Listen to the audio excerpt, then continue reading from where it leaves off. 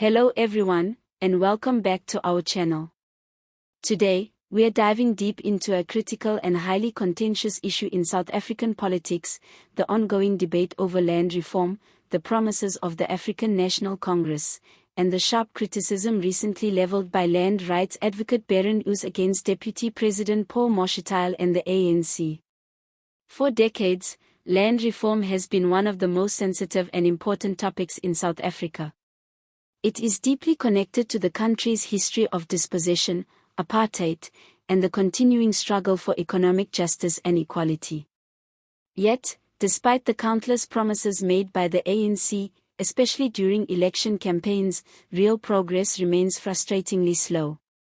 And that is where Barend Uys comes in with a stark warning and call to action. Uys has accused the ANC and Deputy President Paul Mashatile of using deceptive tactics when it comes to land reform. In his critique, he highlights that the ruling party has misled the public by making grand promises but failing to follow through with meaningful change on the ground. This is particularly relevant given Mashatile's recent rally speech in Limpopo, where he pledged that the ANC was committed to accelerating land redistribution and correcting historic ownership inequalities. However, Uys doesn't mince his words. He says these promises are little more than empty rhetoric designed to placate voters ahead of elections without delivering actual results. The failure to expropriate land without compensation, which many see as a key mechanism for meaningful reform, has been a major point of contention. The ANC, according to Uys, has not only neglected to implement effective policies but has actively sabotaged efforts aimed at making land reform a reality. This raises important questions about the ANC's commitment to its core mission of addressing historical injustices and delivering on its promises to South Africans who have been dispossessed of their land for generations. Is the party truly serious about land reform, or is it simply using the issue as a political tool to secure votes? The problem runs deeper than just rhetoric.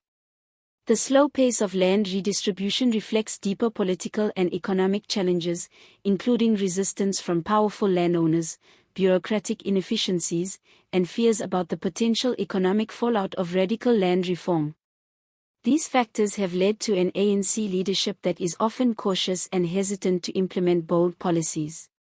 But for many South Africans, especially the rural poor and marginalized communities, cautiousness is not good enough. Land is more than just property, it is the foundation of economic empowerment, food security, and social dignity.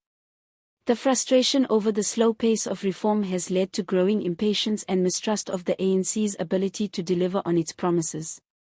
Barend Uys's call is clear: South Africans must hold the ANC accountable and demand real action, not just political talk.